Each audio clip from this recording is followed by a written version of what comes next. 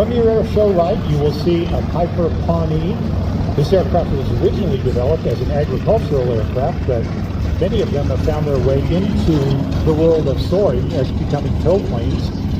Today's pilot for the Pawnee, the co-pilot, is Birch Entrekin, and he is towing Jim Richardson, who is our glider pilot today. Jim Richardson got his first flight in a glider in 1977. He has more than 5,600 hours just in gliders alone. He has flown gliders out of Minden, Stead, Air Sailing, Truckee, Dillingham, Hawaii, Bar Harbor, Maine, Sun Valley, Idaho, and Durango, Colorado. Overall, he has 12,000 hours total flying time. Today you saw the glider take off of runway 20 and turn around to make a pass down to runway 2911. So what you observe is what Jim calls boxing the wake. Now boxing the wake is when you're in trail behind the tow plane, but the tow plane being propeller driven is creating wake turbulence that will transition back to the tow glider. So boxing the wake is the method that the glider pilot uses to maneuver his glider in such a way that it does not receive the prop wash disturbance from the tow plane in front of him.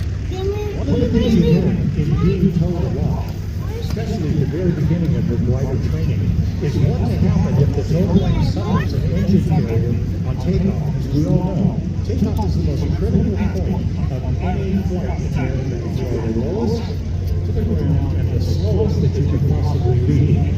In the unlikely event, the possible event of an engine failure on takeoff, the glider pilot has to learn first how to immediately recognize the situation and release from the tow rope as quickly as possible so as not to cause any drag to enable the tow pilot to land his aircraft safely without the drag created by the glider.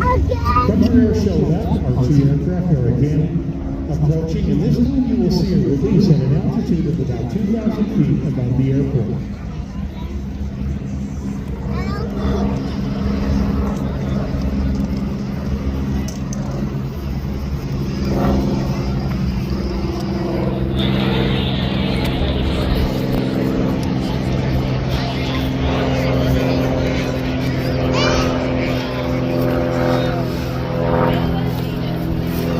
So in just a moment,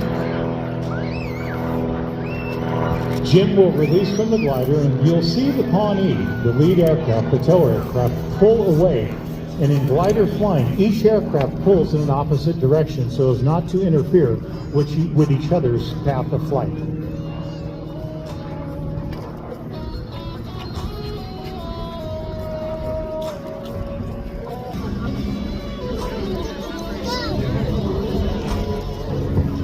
So the release is taken for you to determine which direction the wind is going and, if at all, it is blowing. This is how you look for the uplift. What you are looking for is uplift that will sustain the glider in flight. Now our demonstration today is just going to show you how the Schweitzer 232 that Jim is flying is capable of maneuvering in powerless flight. With a glide ratio of about 38:1, that means that for every foot that this glider descends, Jim can maneuver the aircraft 38 feet horizontally. Today he won't be looking for lifts because he's going to come down here to land, but he is demonstrating for you that, again, airplanes don't just fall out of the sky. He is very successfully and maintaining forward flight, utilizing the air currents that he has at his disposal above him over the airport. Now, you're not going to feel it down here, but even at 2,000 feet and a little bit less, he is going to feel a little bit of buffeting from the winds that he is encountering up there. When you look at the glider and its configuration, the long, tapered, very narrow wings, that relationship between the length and the width of the wing is referred to as aspect ratio. Unbelievable conditions. The Truckee area is world-renowned for its weather conditions, which favor long-distance glider flying. Now here's an interesting footnote. The absolute world distance record in a glider was set just outside of Minden, Nevada on June 20th. Give you an idea of what glider flying is all about, from the training to the high performance aspect, a challenging and wonderful sport to take upon. And if you are already a powered pilot, a nice addition to your license is to be able to learn glider flight to enable you to become even better a powered pilot. Jim Richardson, skillfully, still maintaining lift, the wheel is out, the speed brakes are on. You can see the two flaps on the upper and lower surfaces of the wing of the Schweitzer 232, which help increase drag and reduce the forward motion of the glider on the ground, as he will now come to a complete stop, concluding his glider flight today. Ladies and gentlemen, boys and girls, how about a big round of applause for Jim Richardson and Soar Truckee.